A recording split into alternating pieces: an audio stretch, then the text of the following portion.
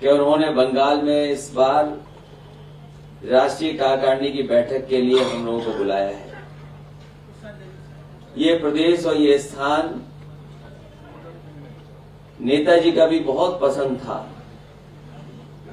आप में से बहुत पुराने लोग ये बात जानते होंगे, समाजवादी पार्टी के कई महत्वपूर्ण कार्यक्रम इसी प्रदेश में, इसी शहर में हुए हैं।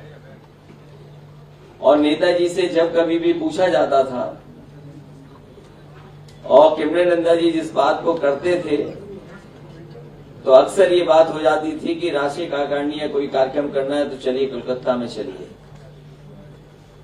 और जो वो कहावत है कलकत्ता के बारे में जो गोखले जी ने कभी कहा था कि जो बंगाल आज सोचता है वो देश बाद में सोचता है। हमें उम्मीद है कि बंगाल का जो संदेश जाएगा वो बड़ा संदेश होगा।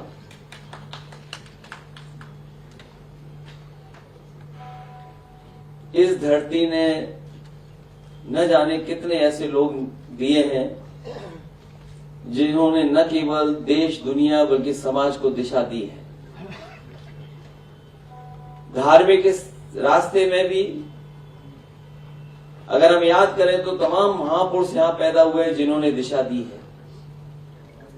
आध्यात्म के बारे में अगर हम सोचें, राजनीतिक क्षेत्र में सोचें, कला के क्षेत्र में अगर हम ध्यान दें, संगीत के क्षेत्र में ध्यान दें, बंगाल के यहाँ के महापुरुषों ने हमेशा देश को दिशा देने का काम किया है।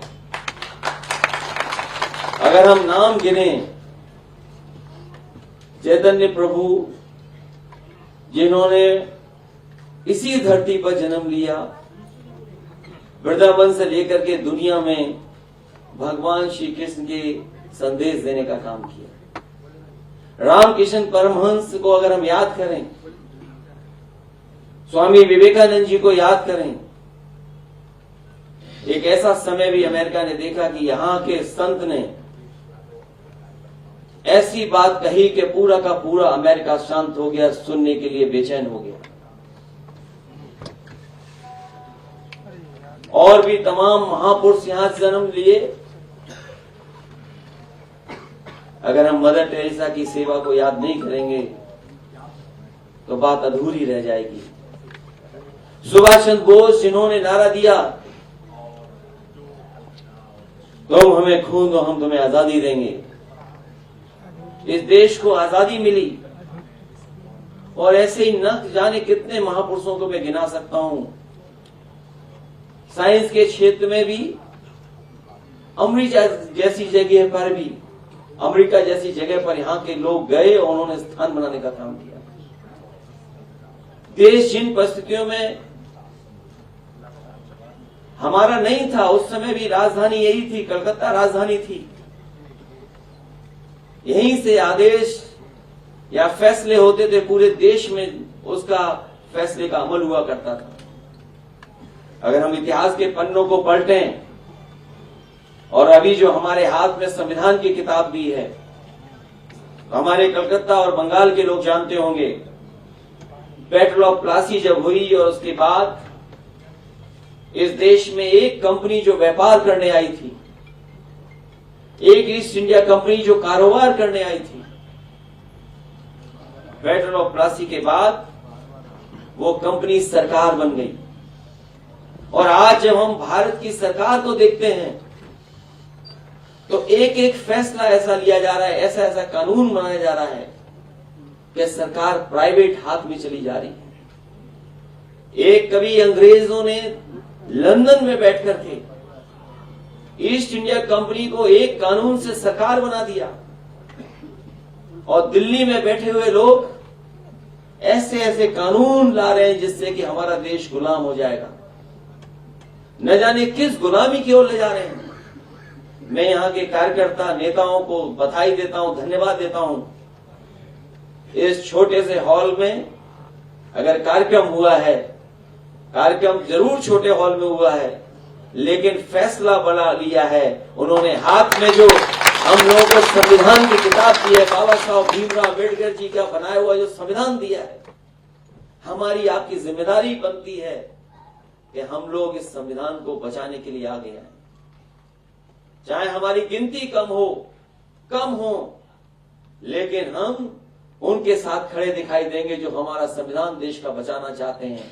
और हमें खुशी है इस बात की कि अगर बंगाल में यहाँ की मुख्यमंत्री दीदी आदरणीय ममता बनर्जी जी लड़ाई लड़ रही हैं, तो उत्तर प्रदेश में हम समाजवादी लोग भी भारतीय जनता पार्टी का मुकाबला करने का काम करेंगे। इन बीजेपी के लोगों को घर वापसी का काम अगर किसी ने किया तो दीदी ने करके दिखाया। और याद कीजिए वो नारा भारतीय जनता पार्टी के सबसे बड़े नेता ने क्या कहा था, किस तरह के भावना के साथ वो नारा दिया था। लेकिन मैं बधाई देना चाहता हूं बंगाल की जनता को, उन्होंने तो केवल माइक से अपमानित करने के लिए कहा था, लेकिन बंगाल की जनता ने एक एक वोट देकर के दीदी को सत्ता सौंपने का काम किया था। मैं जनता को बधाई देना चाहता हूं। हालांकि समाजवादी पार्टी का एक अपना रास्ता है, लेकिन देश की भूमिका में, देश की राजनीति में समाजवादी पार्टी अपनी भूमिका निभाएगी। और अगर हमें संविधान बचाने के लिए कोई भी त्याग करना पड़ेगा तो हम समाजवादी पार्टी के लोग एक साथ खड़े होकर के संविधान को बचाने के लिए त्याग करने का काम करेंगे। मुझे खुशी है इस बात की कि बड़ी संख्या में लोग आए और हम अपने संचालन करने वाले साथी का धन्यवाद देंगे कि हमें याद नहीं था कि इस हॉल में मैं पहले भी आया था और इस हॉल में फिर आया हूं। जब इस हॉल में आए होंगे तो उत्तर प्रदेश में सरकार बनी होगी। इसके बाद कभी कभी उन जगहों पे जाना भी अच्छा लगता है जो शुभ होते हैं, जो अच्छी संदेश देते हैं। हम और आप लोग तो कई ऐसी चीजें करते हैं जिससे हमें लगता है कि अच्छा हो जाए। अगर इसी स्थान से कोई संदेश अच्छा जा रहा है तो हम धन्यवाद देते हैं कि इस हॉल में दोबारा बुला करके हम लोगों को एक मौका दिया अपनी बात कहने के लिए। लड़ाई बड़ी है, अभी लोकसभा नहीं चल पा रही है। बीजेपी के लोग ये कह रहे हैं कि कांग्रेस पार्टी के नेता ने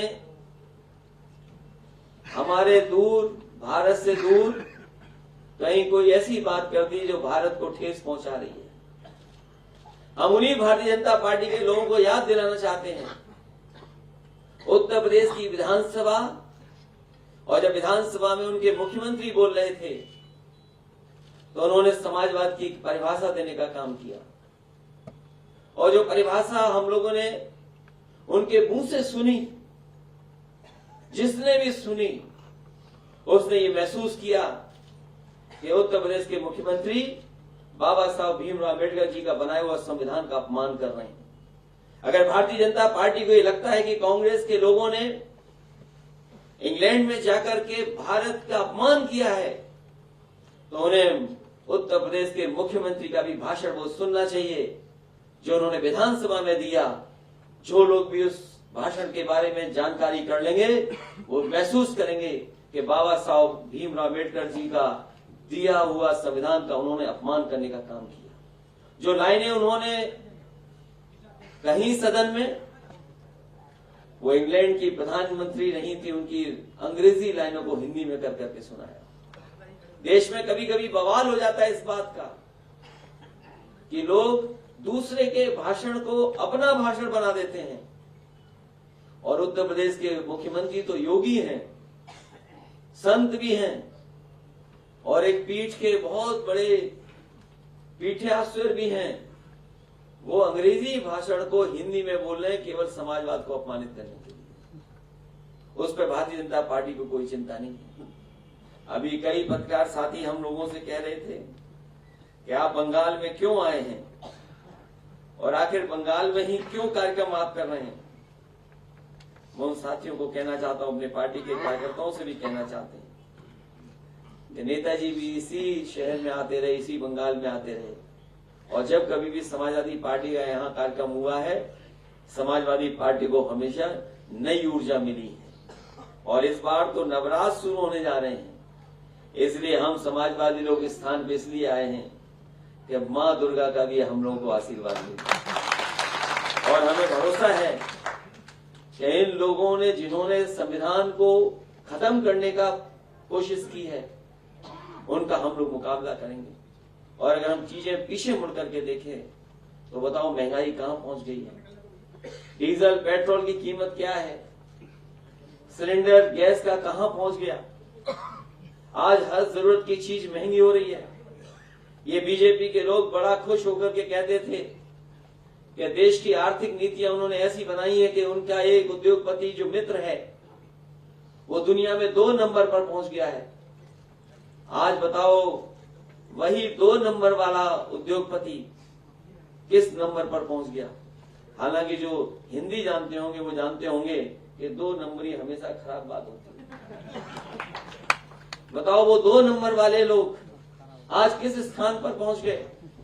और हमारे मुख्यमंत्री जी ने तो एक बार बीजेपी की सरकार के एक लोगों ने हमारे यहां एक को जेल भेज दिया था। और इसीलिए जेल भेजा था कि वहां पर जो सरकारी कर्मचारी हैं उनके प्रोविडेंट फंड को एक प्राइवेट कंपनी में इन्वेस्ट कर दिया था और वो प्राइवेट कंपनी डूब गई थी। डूबने के कारण सरकार का पैसा डूबा।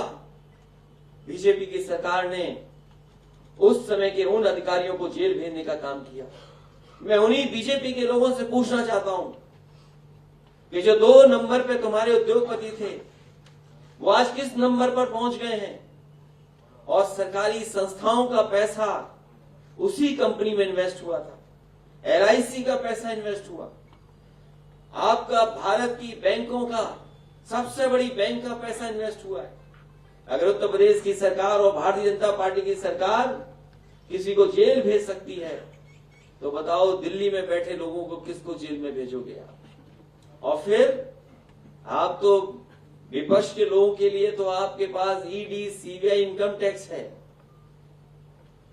और अगर आपके साथ कोई आ जाए तो उसके लिए आपने कोई नई वैक्सीन बनाई है। ये जो बीजेपी की वैक्सीन जो लगवा लेगा उसे न ED न CBI न इनकम टैक्स कोई परेशान नहीं करेगा। ये वही लोग हैं भारतीय जनता पार्टी के लोग जो पूरे देश में वैक्सीन का काम कर रहे थे, प्रचार कर रहे थे। ये सच है कि जो सरकारें थी बड़ा काम किया कुछ सरकार ने, यहां दीदी ने बहुत अच्छा काम किया। और अब इनके पास नई वैक्सीन है, जो बीजेपी में जाएगा उसको वैक्सीन लगा देंगे। उसके बाद न ED न CBI न इनकम टैक्स, ये बीजेपी की वैक्सीन है। इसलिए मैं इस मौके पर दादा का धन्यवाद देता हूं कि समाजवादियों को नई ऊर्जा देने का काम किया है। बंगाल में आकर के उन्होंने और बुला करके, और मैं अपने कार्यकर्ताओं को जो नीचे बैठे हैं उनका भी धन्यवाद देता हूं। ऊपर हमारे जो बालकनी में बैठे हैं मैं उनका विशेष धन्यवाद देता हूं। जो एयरपोर्ट पर पहुंच करके स्वागत में आए थे उनको भी बहुत बहुत बधाई। लेकिन देश की बड़ी लड़ाई है, इस बड़ी लड़ाई में हम लोग साथ देना चाहते हैं। इस बड़ी लड़ाई में हम लोग किसी का नुकसान नहीं करना चाहते। चाहे हमारे एक वोट की मदद हो, लेकिन हम एक वोट को संविधान को बचाने के लिए डालना चाहते हैं। चाहे हमारा एक वोट हो घर में, चाहे समाजवादी एक हो, लेकिन इस देश का संविधान, इस देश का समाजवाद, सेकुलर को बचाने के लिए हम एक एक वोट उसके पक्ष में डालने का काम करेंगे। नमस्कार, मैं हूं मानक गुप्ता। अगर आपको हमारा ये वीडियो पसंद आया हो तो इसे लाइक और शेयर जरूर करें। और हाँ, हमें सब्सक्राइब और फॉलो करना ना भूलें ताकि आप देश और दुनिया की कोई खबर मिस ना करें। तो जुड़े रहिए हमारे साथ और देखते रहिए News 24।